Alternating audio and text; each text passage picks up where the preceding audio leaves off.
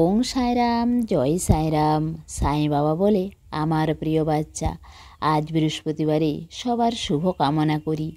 আজ খুশিতে কাটাও, উদাস হয়ে বসে থাকবে না, নিজের মনকে ভক্তির মধ্যে লাগাও।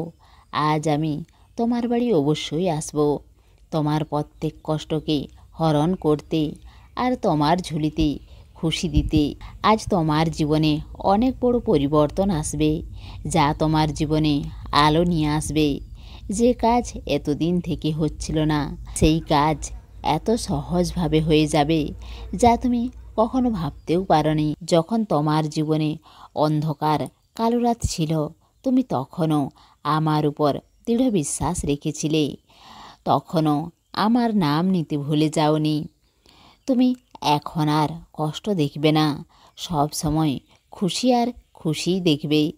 আর তুমি লোকের যত সেবা করলেও লোক তোমার উপর প্রসন্ন হয় না, সেই জন্য তুমি একটু সতর্ক হয়ে চলবে।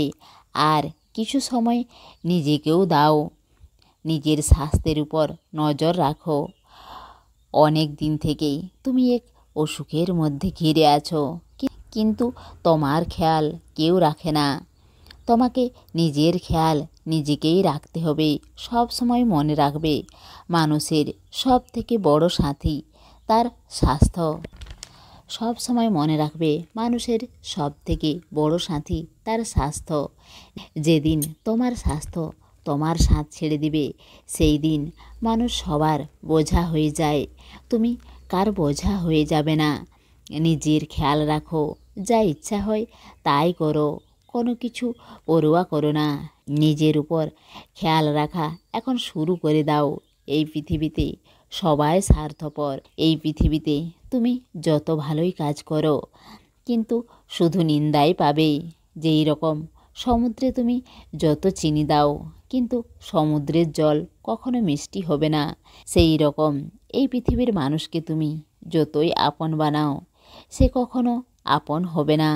সেই জন্য লোককে খুশি করতে গিয়ে নিজের জীবনকে ব্যর্থ করো না। তোমার জীবন অমূল্য।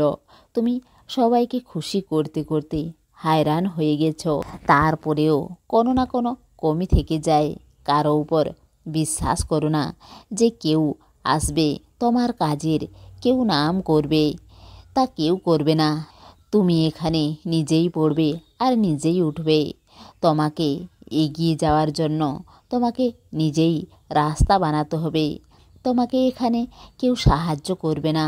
তুমি তোমার জীবনে কঠিন থেকে কঠিন সময় পেরিয়ে এসেছ, এখনও তুমি নিজের উপর বিশ্বাস রেখে এগিয়ে চলো। তোমার কারো প্রয়োজন নেই। সময় চলতে থাকবে, কখনো জীবনে রোদ আসবে, কখনো জীবনে ছায়া আসবে, কখনো দুঃখ আসবে, কখনো সুখ আসবে। তুমি ঘাবড়ে যাবে না। তুমি আমার বাচ্চা, তুমি কোনো পরিস্থিতিতে ঘাবড়ে যাবে না, কিন্তু কখনো কখনো হায়রান হয়ে যাও। যদি তুমি আমাকে তোমার পিতা মনে করো, তো সব কিছু আমার উপর ছেড়ে দাও আর তুমি নিশ্চিন্ত হয়ে যাও। এই কথা ভেবে ভেবে দুঃখ পেও না। আর তুমি অনেক সময় এটা ভাবতে থাকো যে আমি লোককে এত সাহায্য করি, কিন্তু তারপরেও লোক আমাকে কেন সাহায্য করে না। যখন কঠিন সময় আসে, তখন আমি একাই থেকে যাই, কেউ আমাকে সাহায্য করে না কেন।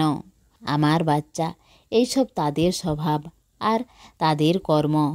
আর এ তোমার স্বভাব, তোমার সংস্কার আর তোমার ভালো কর্মের কারণেই তুমি সবাইকে সাহায্য করতে পারো। এতে কখনো হায়রান আর দুঃখ পেও না। যখন ব্যক্তির মধ্যে কোনো দুঃখ বা সংকট আসে, তো সেই সব দোষ তার ভাগ্যের উপর দিয়ে দেয়।